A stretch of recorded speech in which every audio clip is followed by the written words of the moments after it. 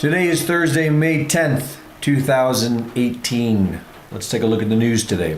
Yahoo.com calls for restraint after Israeli raids on Iranians in Syria. Israel carried out widespread deadly raids against what it said were Iranian targets in Syria. The Sun.co.uk. Israel hits Iran's Syria bases with 70 missiles, killing at least 23 fighters, and vowing if it rains in Israel, it pours in Iran. And also from Yahoo.com, U.S. to defy most of world with Jerusalem embassy move. And they're moving the embassy. The official move of the embassy is Monday, I think. Yeah, the official inauguration of the embassy move in Jerusalem is Monday. And there's missiles being fired and a war, it seems to be a war going on. With what little I know, it seems like it could be deep state factions within Iran. We know that within North Korea and within Iran were these sort of deep state factions, ready to play their role in the World War III endgame moves of the globalists. The fact that they're within Syria also tells me that that's maybe what's going on.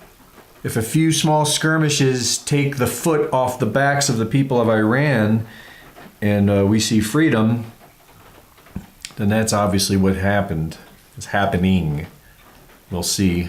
Wall Street Journal, damage to North Korea's nuclear test site worse than previously thought. And they're referring to back in September of 2017 when the nuclear test site caved in.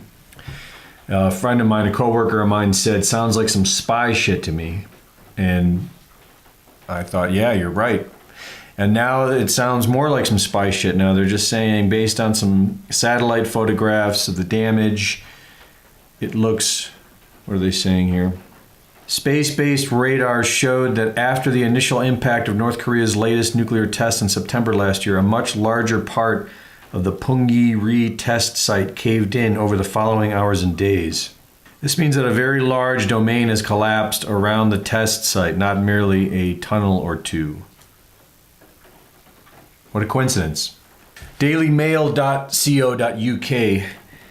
Trump announces capture of 5 most wanted ISIS terrorists, including top aide to Caliphate leader Abu Bakr al-Baghdadi, who were lured from Syria to Iraq with fake Telegram app messages. Telegram is a phone app. It is a favorite among ISIS terrorists as it is encrypted and free to use. And so they simply used a fake app of Telegram to lure and capture some terrorists. Sounds pretty simple. And then you have Bloomberg.com. Terrorists are still recruiting on Facebook, despite Zuckerberg's reassurances. Wouldn't it be great if Zuckerberg could get on board with America, Team America, and we could use Facebook to get these terrorists instead of allowing them to use it to recruit? We just heard of some big CEO in Silicon Valley arrested for child rape. These people aren't anyone I want to follow. Reuters.com, Hawaii volcano could start spewing big rocks, smog, and ash. There's a really good video you can see on YouTube of the lava lake on Kilauea, where it's dropped about thousands of feet, 900 meters or something like that, in just a few days. What they're concerned about is where it's going to. The two main possibilities that they said is the big earthquakes that happened here recently could have opened up some chambers that the lava is flowing into for storage, in which case it's fine. That's sort of what happens here all the time. There's like lava chambers all throughout the island, and occasionally some of them split open and she bleeds.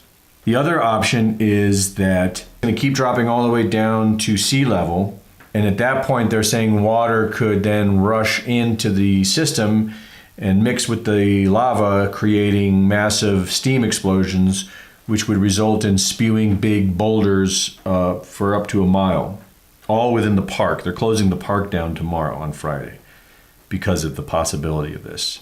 Because they sort of timed it out and they said at the rate it's going, if it continues at that rate, then sometime next week, the water thing will happen and it'll be lots of explosions and big boulders may be spewing. I guess it happened in 1924. So we have that to look forward to. Europe InfoWars. Germany to admit known jihadists under new family reunification law.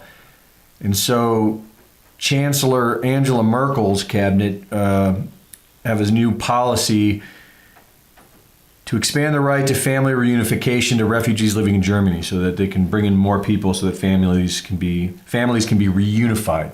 It sounds so nice. It says to even allow migrants in Germany flagged as potential Islamists to apply for family reunification. So they are doing this on purpose, people. It is crazy. And the rate that the volume has gone up, I would say, is all a reaction to what's happening with Trump in America. The fight is on and it's out in the open. And if you have eyes to see, you're seeing some amazing stuff. We're seeing some amazing stuff. All right. Have a great day. I'll see you tomorrow.